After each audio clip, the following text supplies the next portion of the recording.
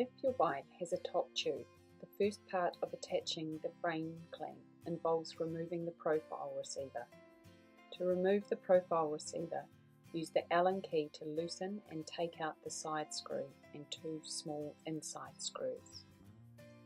Place the frame clamp with 4 cm clearance over the rear wheel, then begin to tighten the 4 screws that hold the clamp in place. Once this is done, remount the profile receiver.